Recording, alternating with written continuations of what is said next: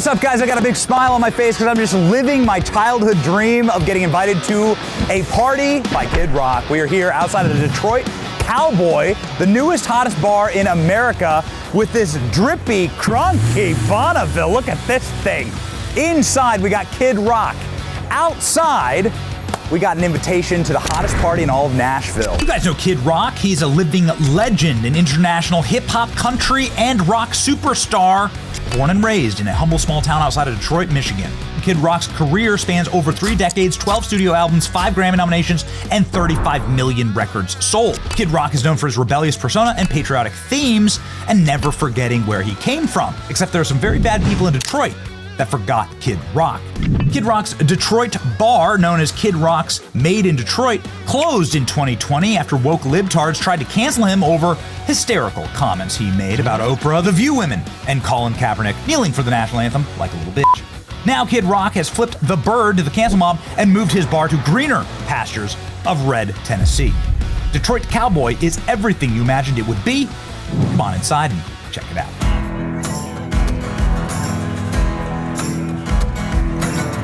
First thing you see when you walk right in is this massive eagle holding an American flag in its beak, which is awesome. And then a photo of Dolly Parton. Woo, this is great. All right, let's do a lap. Come on, giant ice eagle sculpture. The Detroit Cowboy offers a perfect blend of Detroit grit and Nashville swagger. It's evident in everything from the decor, menu, and overall vibe. The restaurant is adorned with Kid Rock's personal memorabilia, stories from his career, and gifts from music legends like Johnny Cash. Johnny Cash to Kid Rock, thanks for keeping the music going. Ooh, probably the most valuable thing in the entire place. And this giant eagle mural will probably become one of the most viral social media selfie spots in all of Nashville. Despite the rock and roll vibe, the restaurant offers high-end dining experience. Are these bourbon peaches? We got Georgia peaches, pomade, pasta sauce. Nice. Yes. Join us for a chef's tour of the kitchen. All right, so this is our head chef, Marino. So right here is the kitchen. Got everything set up, entire line, shrimp tacos, and our very famous seared scallops with corn puree and corn salsa, jumbo lump crab. Got our team assembling things right now for everybody. What is a country music restaurant without music, right? So they're gonna have a lot of live music. That's why you gotta be here. You never know who's gonna show up in Nashville. We have a very, very special guest who he kind of said, Bobby, if you'd like me to sing one, I would sing one. I said, are you shitting me?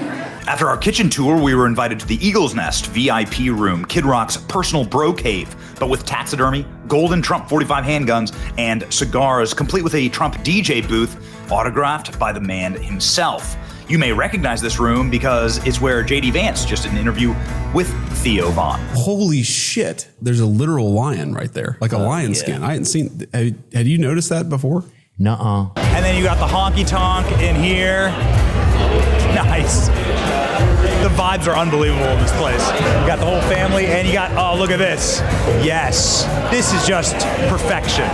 Donald Trump to Bob, you are the greatest, and a DJ stand. Incredible, incredible spot, and man, I'm ready to rock. So let's go talk to the man himself. Kid Rock tells us about how he cancels back with Detroit Cowboy. You know, it was the Nan Network. Al Sharpton, you know, him and his race baiting clowns. They're kind of like, they came out trying to protest this whole Confederate flag stuff, which I had already addressed when I got my frickin' NAACP award. And I was like, you know, they kind of wanted, again, why don't you get on bended knee and, you know, kissed her butt. And I'm like, I think I was talking to Megyn Kelly. And she's like, do you have a comment? I was like, yeah, tell him to kiss my ass. How about that? So they started putting a bunch of pressure on some of the corrupt city officials. I was just kind of told, you know, by the powers that be, like they were getting a lot of pressure. They're trying to do a lot of big things in Detroit. You know, people are saying they're going to make it difficult for them because it had nothing to do with the people of Detroit. You know how these things are. It's a couple woke snowflakes, you know, like, you know, empty wagons make the most noise type of thing. I was like, dude, I don't care. I was like, this is mailbox money to me. I'm like, I won't renew my lease. I was like, but can I have my signage? Which I didn't pay for. He's like, yeah, man, you can have your signage. I'm like, cool. Threw it in a tractor barn for years. I'm like, now it's up in here. Go where you celebrate it, not tolerate it. Which is just bad because it's another Democrat-run city just shooting themselves in the foot. They're the #1 restaurant there, providing jobs, great place for people to come together after games at LCA Arena. It's like, you know what you guys are that did that? Idiots. Straight up idiots. But thank you, because now I've built the honky tonk down here and made more money in a year than like that place was ever going to pay me in 20. I'd have send Al Sharpton a freaking bunt cake. Kid Rock is fresh off making international headlines by bringing Bill Maher to the White House. Bob, Kid Rock, told me the night before, he said, if you want to get a word in edgewise, you're going to have to cut him off. He'll just go on. Not at all. I've had so many conversations with prominent people who are much less connected. People who don't look you in the eye. People who don't really listen because they just want to get to their next thing. None of that with him. And he mostly steered the conversation to, what do you think about this? I know. Your mind is blown. So's mine. Yeah, they had a great time. It was really good. I mean, I think you saw when Trump got elected again, you started to see people like, oh, the water's warm. Saw a few people that probably, never, that you probably could have guessed they were a little more conservative or, might have been MAGA a little bit, but, it's like anything, the more you prove yourself, the better you do, the more people jump on the bandwagon. And that's fine. We want them on the bandwagon. Like me and Dana were talking that night. It's like, we don't need any more enemies. We need friends. Just sit back. The Democrats just screw it up. I mean, they're just nuts. It's like, they don't even make it halfway reasonable. He talked about the phenomenon of celebrity culture moving toward Trump and the freedom movement. Hollywood became uncool years ago. I looked up to it when I was a kid. Man, it's cool, Hollywood, man. They look and they dress. And, now with everything at your fingertips, you can see behind the curtain. You can see the wizard's a midget. You know what I mean? It's like you see these people like, oh, yeah, you just dress up and act like other people. Not taking anything away, because there are some phenomenal actors, that are really great at their craft. But, these Hollywood knuckleheads, man, like, I'm proud to be their kryptonite. You know what I mean? And it's like, people just aren't buying their BS anymore. It's crap, look at what we stay. Springsteen just wants to be in good contention with Hollywood. He hangs out with all them people. He's on their yachts and all this crap. Like, I love some of his music, and I respect some things that he's done, this, that, and the other. But, you start talking garbage about, the president in Europe. It's like, come on, man. Don't be a pussy. Let's go get a beer, man. My man. That's Thanks, awesome. After agreeing that Bruce Springsteen is definitely a pussy, we went back inside for something really special.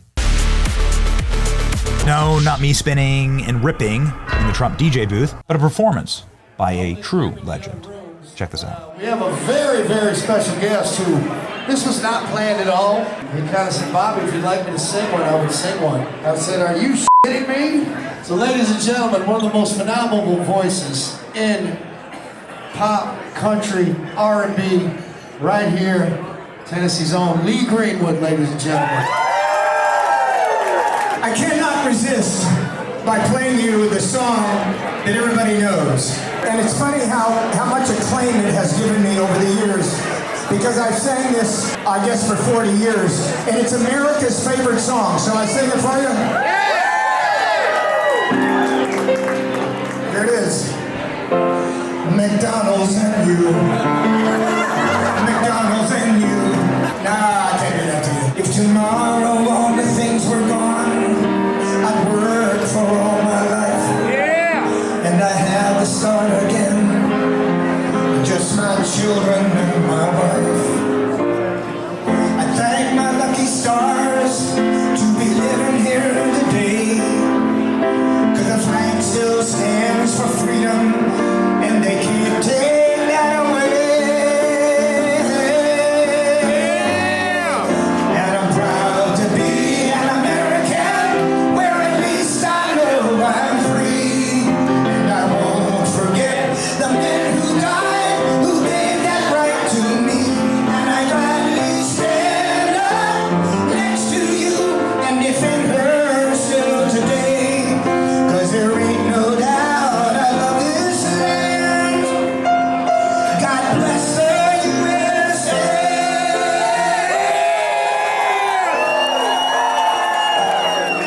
The most famous artists in Nashville have always been rebels and outlaws. Someone who stuck it to the man. Kid Rock's Detroit Cowboy hits that vibe perfectly. A warm embrace of everything great about the American rebel, and a giant flaming middle finger to the cancel mob. Go where you're celebrated, not tolerated.